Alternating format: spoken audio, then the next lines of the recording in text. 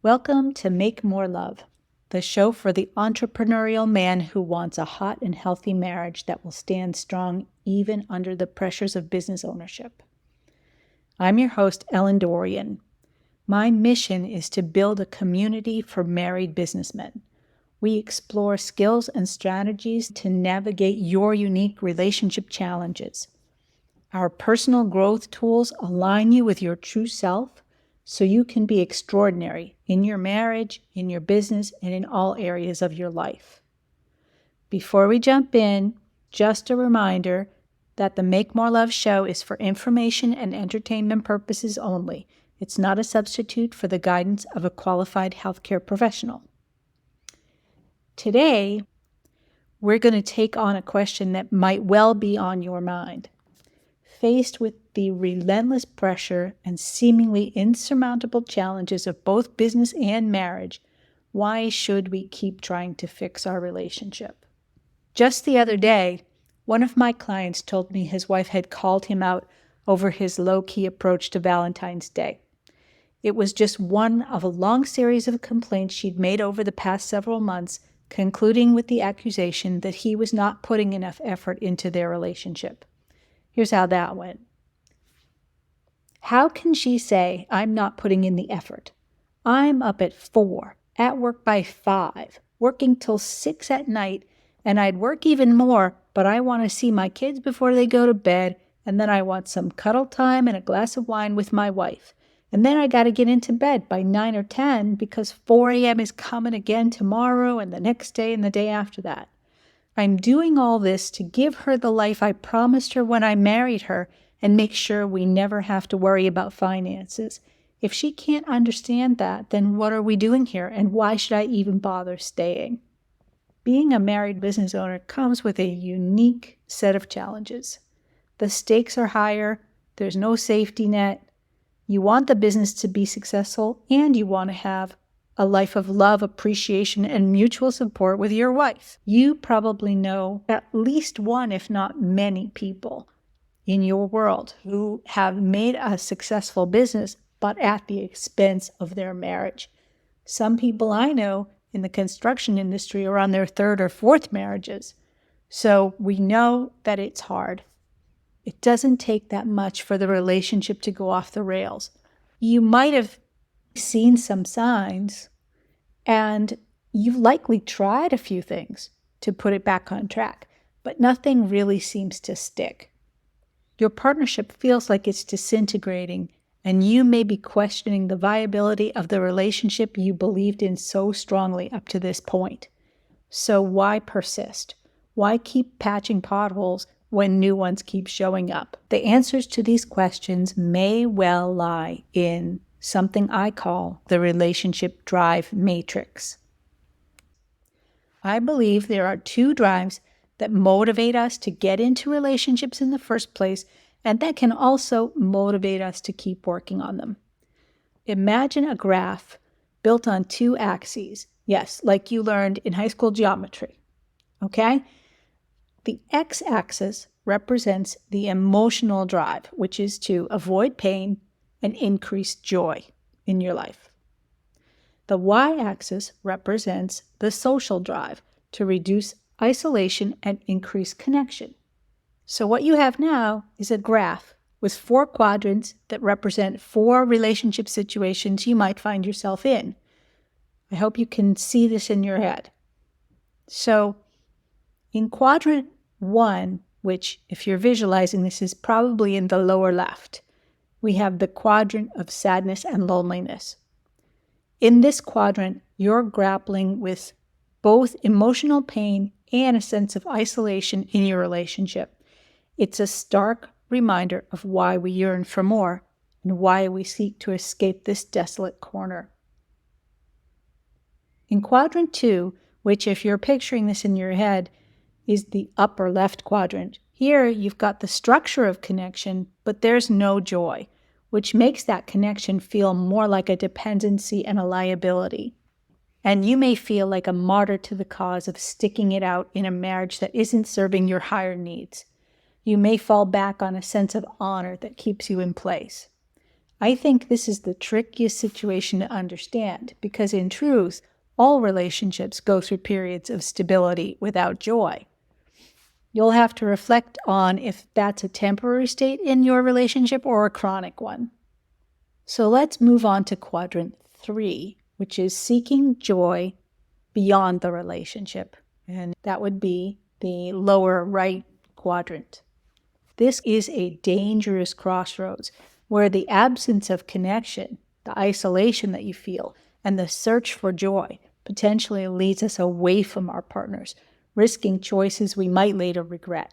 This is a prime position for infidelity to creep in, whether that's emotional cheating or physical or sexual connection with someone outside your marriage.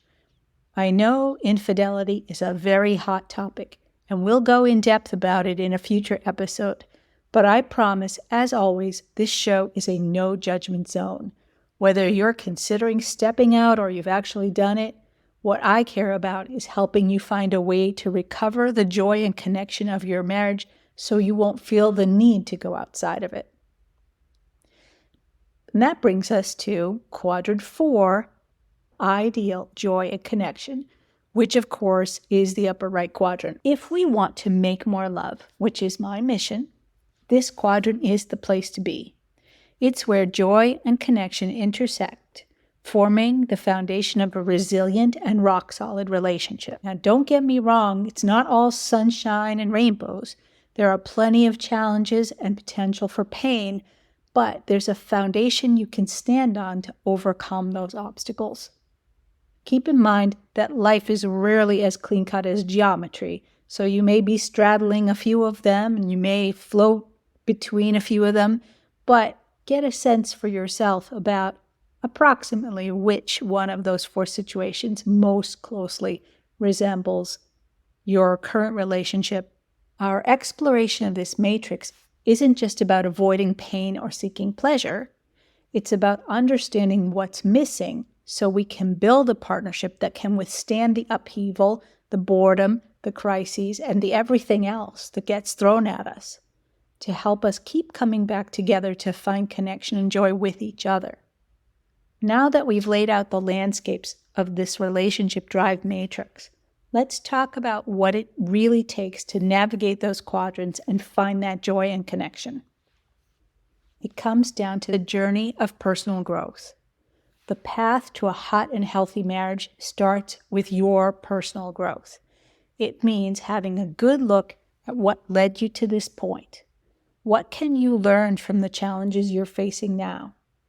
Where could you direct your attention that would increase your power to remake your relationship?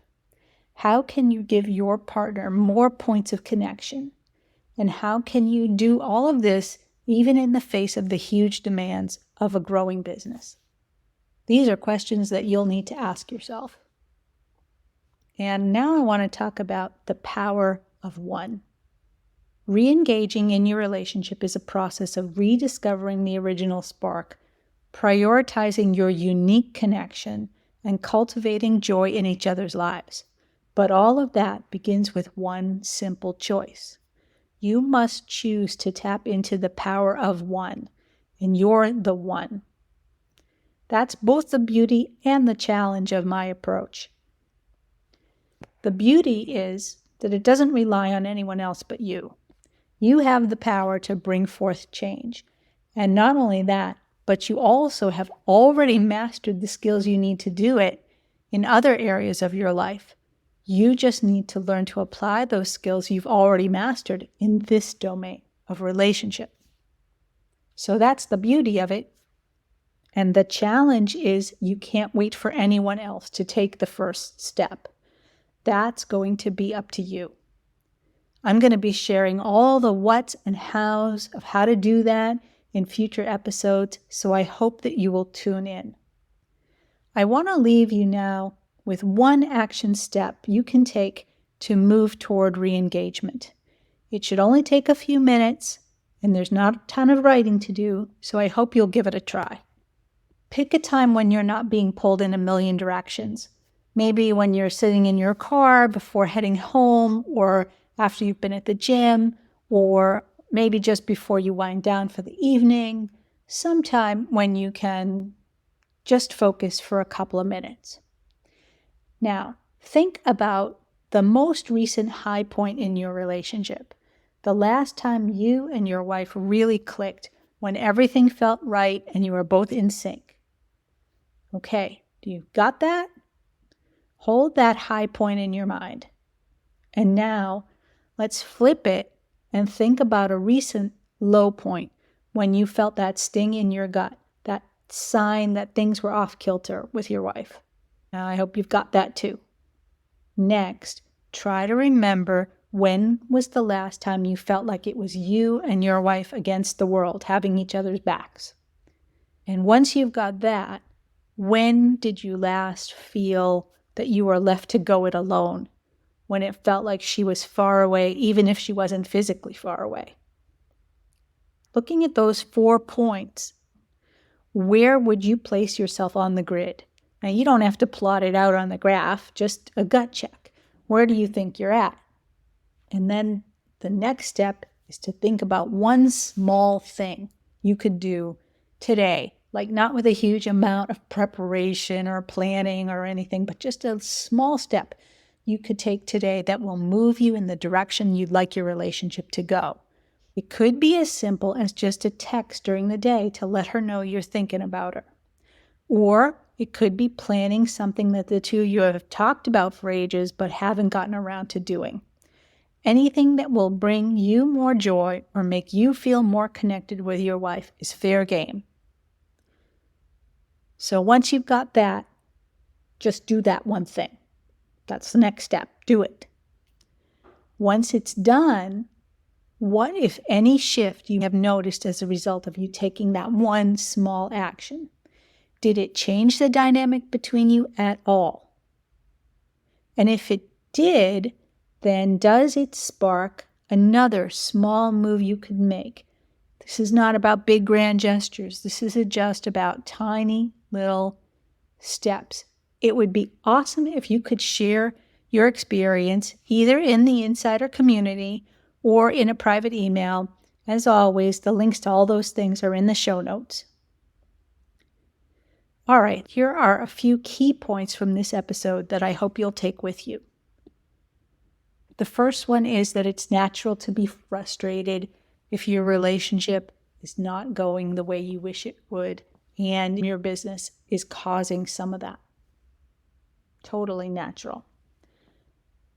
The second key point is about the relationship drive metrics. That is the drive away from pain and toward joy, and away from isolation and toward connection, and the different scenarios that come into play around that. And the third key point is about the power of one.